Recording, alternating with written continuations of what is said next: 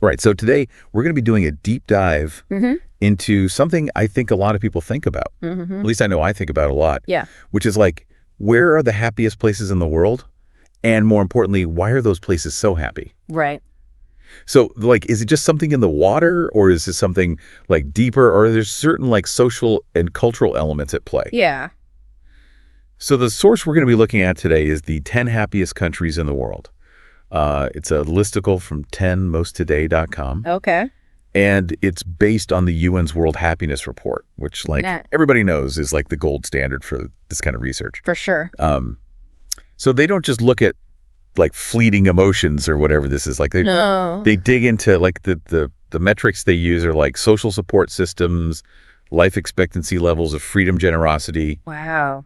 Even like levels of perceived corruption. Oh, wow. So it's like a really multifaceted view. It paints a more holistic picture of like what actually contributes to a nation's well-being. So let's jump into like the good stuff. Yeah, let's get to it. The top 3. Probably no surprise to anyone who follows this stuff. Right. Finland 4 years in a row. Wow. Iceland, Denmark. Those Nordic countries. They always seem to be at the top. They really do. But here's something fascinating I found in this article. They mentioned that COVID-19 wasn't even like a primary factor. Really? In the rankings this time around.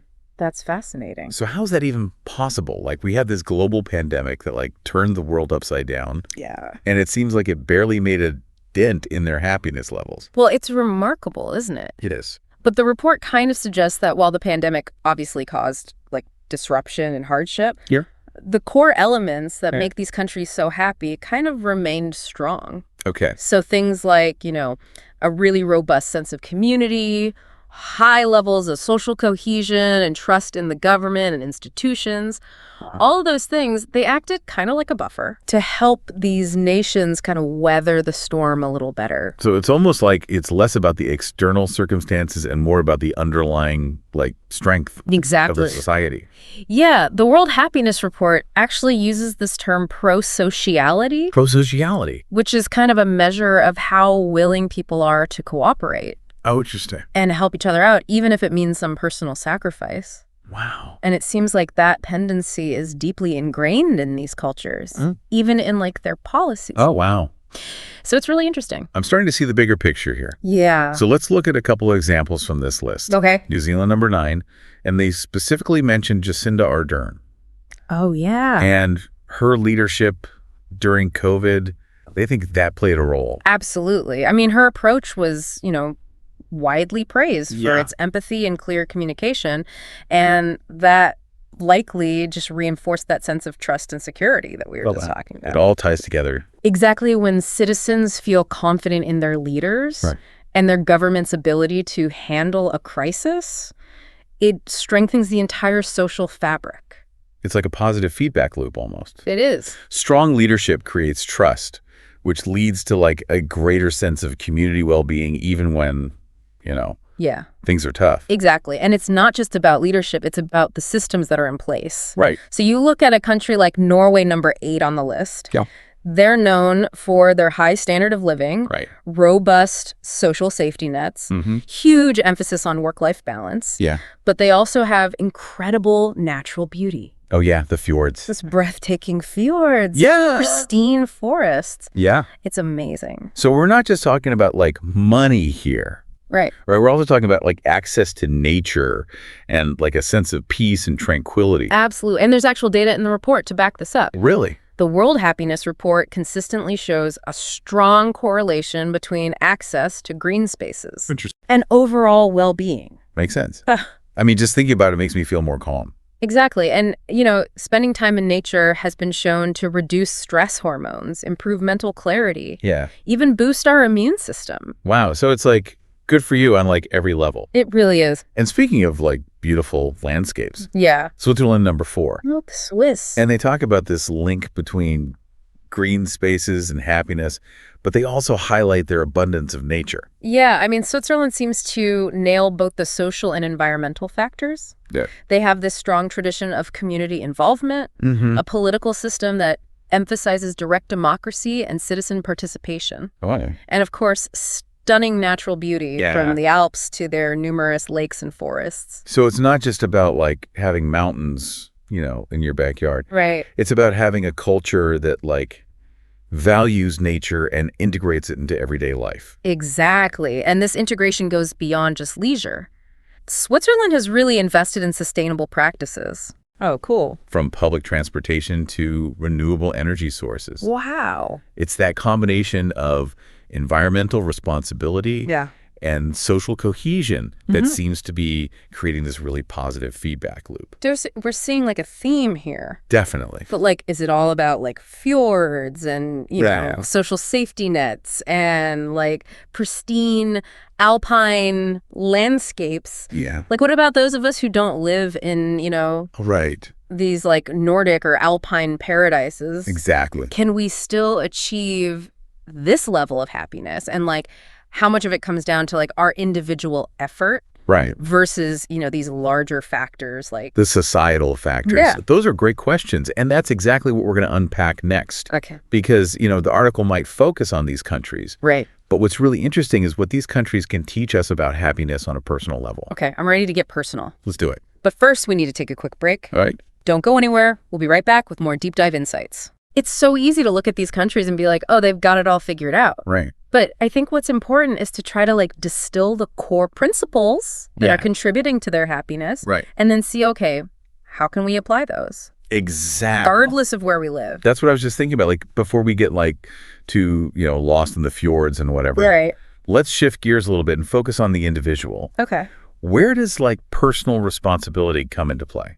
Well, one of the things that the World Happiness Report emphasizes is this idea of agency. Okay. That sense of control over your own life, your choices, your future. Okay. And it's interesting because a lot of these countries that are really happy also have really strong social safety nets. Right. So it's not about like the absence of struggle. Right. It's about having the support and the resources to navigate those challenges effectively. So it's like having a safety net lets you like take more risks. Yeah. Pursue your passions, like really go for it. Knowing that if things don't work out, you've got something to fall back on. Yeah, exactly. Exactly. And that sense of agency, that belief in your ability to shape your own destiny, that is a huge contributor to happiness. It's empowering. It is. It's motivating. It keeps you moving forward even when things get tough. I like that. Yeah. Okay, I'm starting to see how all these pieces fit together. Mm-hmm. But let's go back to the list for a second. Okay. Germany, number 7. The Germans. Often described as like the least stressed people on earth. Really? Is there something about German culture that like promotes stress management? Well, Germany is interesting because they seem to have found a really good balance between like individual responsibility and social support. Mm-hmm. They've got a strong work ethic. Right. They value efficiency and order, but they also have a deep respect for work-life balance and time spent with family and friends. So it's not about working less. Mm-hmm. It's about like working smarter and like creating space for those things that like bring you joy outside of work. That's a great way to put it. And, when we look at the data, Germany scores really highly on measures of social trust and civic engagement.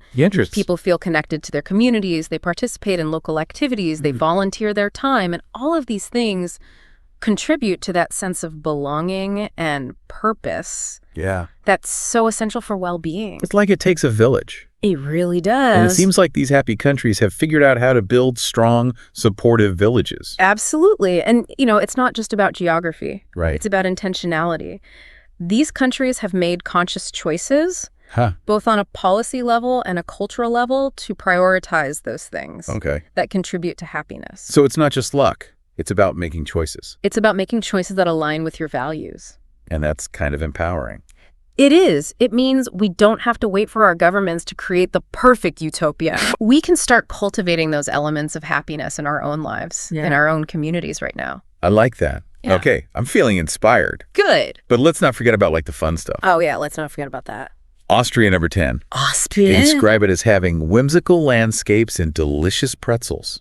Ah, Austria. They really understand the importance of savoring life's simple pleasures. Yes. And those pretzels, I hear, are truly something special. Maybe it's the salt or like the perfectly crisp crust. I don't know. Yeah. But there's something about good food that just makes you happy. Absolutely. And those whimsical landscapes, those picturesque villages nestled in the Alps, Yeah. those stunning mountain vistas, beauty is a powerful thing. It is. It uplifts us, it inspires us, it connects us to something larger than ourselves. It's like a reminder that there's magic and wonder in the world if you just take the time to look for it. And that sense of awe and wonder, that ability to appreciate the beauty around us, Yeah. that's a key ingredient in the recipe for happiness. I love that. It's about cultivating that mindset of gratitude, of noticing and savoring those small moments of joy that life has to offer. This is starting to feel like a masterclass in happiness hacking. I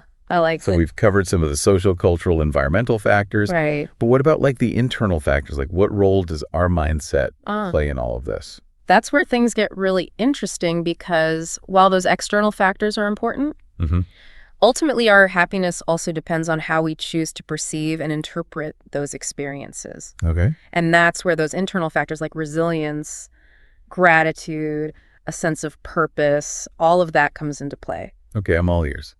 Okay, so we're back and ready to unpack these internal factors that make people happy. Yeah.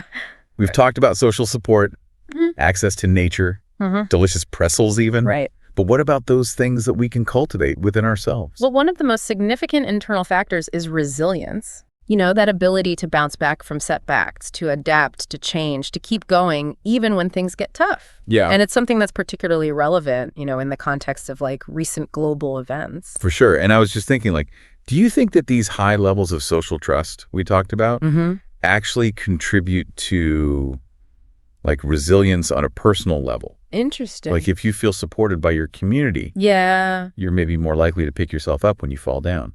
That's a really insightful connection. And the World Happiness Report actually suggests that there is a strong correlation between social trust and resilience.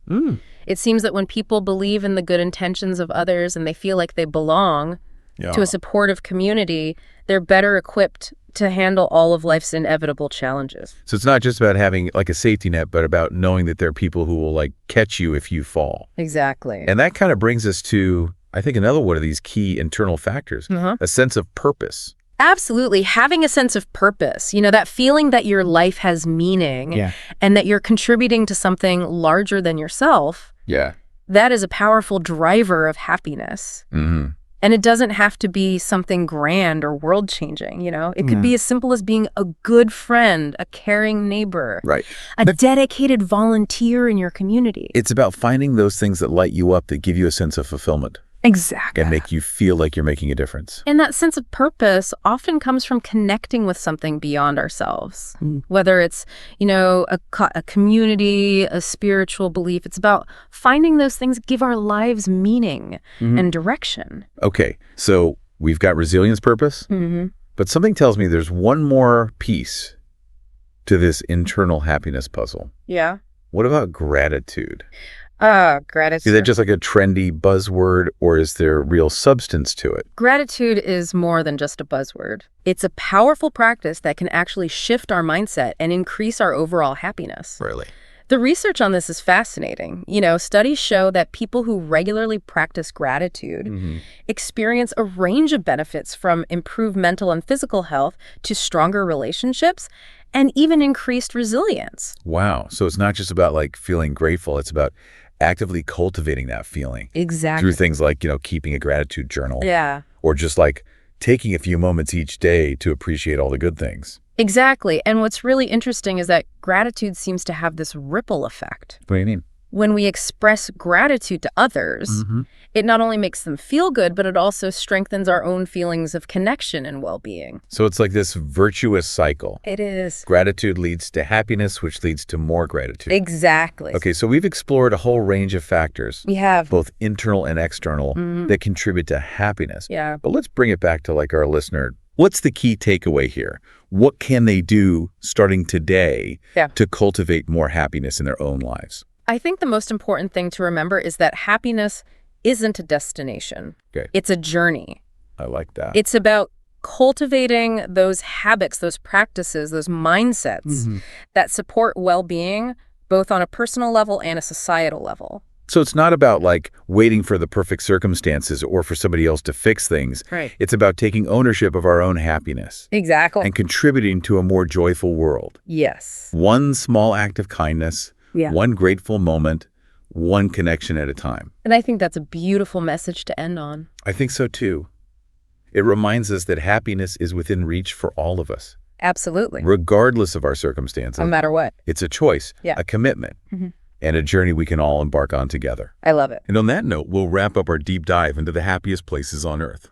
We hope you enjoyed exploring the ingredients of happiness and discovered some inspiring insights to bring more joy into your own life.